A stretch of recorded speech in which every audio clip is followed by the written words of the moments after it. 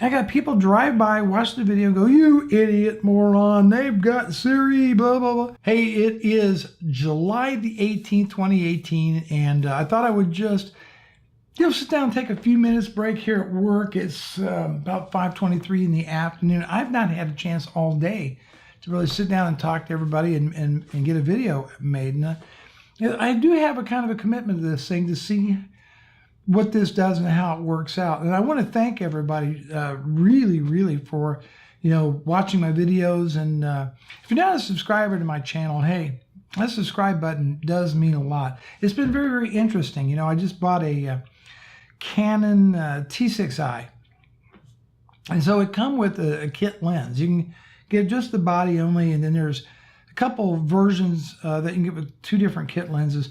I bought mine refurbished from Canon with the 18 to 55 millimeter, I think it's a 3.5 aperture STM lens. Okay, not the best lens in the world. Understand that kit lenses aren't that great, but they're really not that bad. You gotta have, I think, better lighting. But so I got looking around, and it's okay, what would be a great all-around lens to have?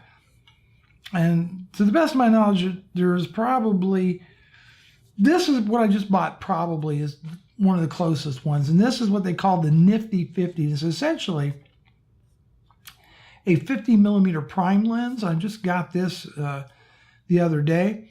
And a prime lens means it doesn't have a zoom, right? It's just one lens, it's 50 millimeters, deal with it. Either move forwards or backwards to get everything in frame. But apparently it's approximately very close to the human eye. And the cool thing about this, though, is that it's a 1.8 aperture on this, which means that you can get that really nice bokeh effect. And the bokeh effect is when you get an image, something in focus in the camera, and the rest of it is all blurry behind it, that's bokeh. And you see a lot of tech reviewers getting that beautiful bokeh effect when they're doing stuff. I'm actually working on a long-term review of the camera I'm recording this video on, the AX53, and I'm going to be shooting part of that with this lens. The other thing I want to talk about is I want to make something very clear. I don't hate Apple and I don't hate Macs. In fact, I love some Apple products. I'm still taking a lot of, I can't believe the amount of vitriol that I get constantly over a video I posted back in January about 5 reasons if you're a Windows PC user.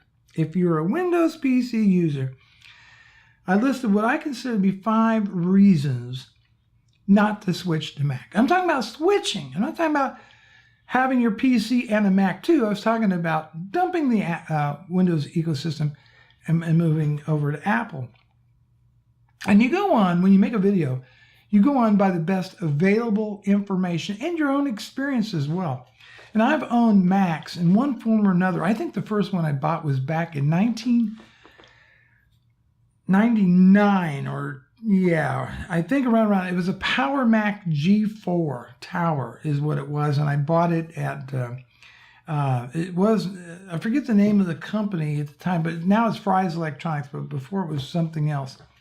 And so I've always owned a Mac in one form or another, and I definitely love my Macs, especially Final Cut Pro 10. That is that's the video editor choice that I use. However, I also very much like Sony Vegas.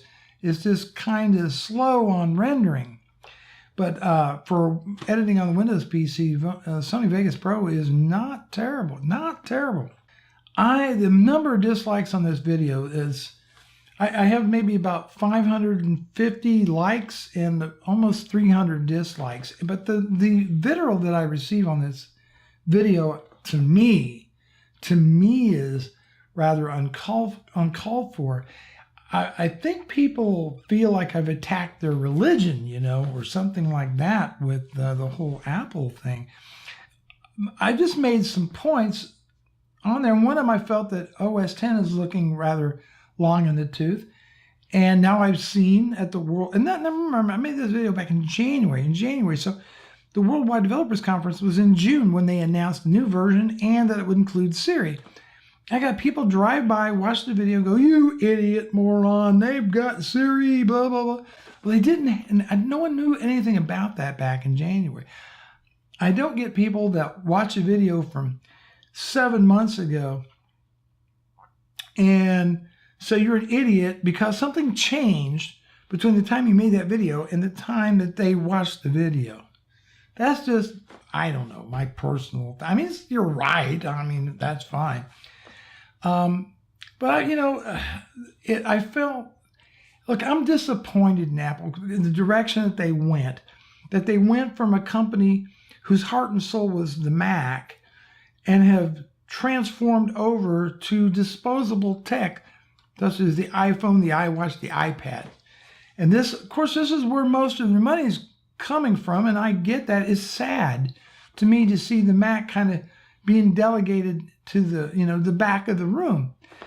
And I mean, if you look at the revenue, how much the Mac is just a small, very small part of their revenue. But if you say anything about Apple, you got this whole group of people that just seem to go nuts over. Let's be clear. I like Macs. I like OS 10. I use Final Cut Pro 10, which I think is superior in certain aspects than, say, Premiere Pro running on a Mac. So if you like the Mac experience, right, you like OS 10. By the way, if you use Premiere Pro on PC or Mac, it's the same experience on both machines. Pretty much the same thing on either one. There's no doubt about it. Final Cut Pro 10 runs circles around it, dealing with rendering 4K video, etc. The smooth, the silkiness of the time, because Apple's got it very highly optimized. Now, that's something that Adobe doesn't seem to quite get, but that's neither here or there. All I'm trying to say is that I do like Apple. I'm not an Apple basher. I don't like the direction that they're going, but that's just me. But it's not a religion to me. Computers are not a religion to me. So the vitriol, I get it. I understand. You got people out there, they take it as a big insult that I'm saying that Mac is horrible. No, it's not horrible. Not horrible at all. And Windows is not terrible either. I mean, you would not believe the number of people, right? Oh, you've got to wipe and reinstall Windows every year. Every year you got to reinstall Windows. No, I don't. I've been running Windows without reinstalling it on my PC for going on 3 years. It'll be 3 years in October. I haven't reinstalled Windows, haven't had any issues with it. And I don't really think most people do. Now, there was a time that, yeah, that was the thing to do back in the Windows 95, the Windows 98, maybe even the XP days. That was the thing that you did. Once a year, whatever, you'd wipe your machine and reinstall Windows. But that's not the case anymore. Windows has come a long, long way. And the thing is, for the average person out there that needs a computer that doesn't have a lot of money, a Windows PC offers a great deal of value. A value that, that gets them into the game. So yeah, that was the whole point of that video. But it's still, when you create content, it bothers me when people don't necessarily pay attention to how old the video was, that understand that you might look at the date and things can change between the time I put the video up to the time you watch it. Think about that. I mean, I do that. When I look at a video, I try to, when was it made? That helps with the context. And at the time, last January, no one knew. And that's just one feature. One.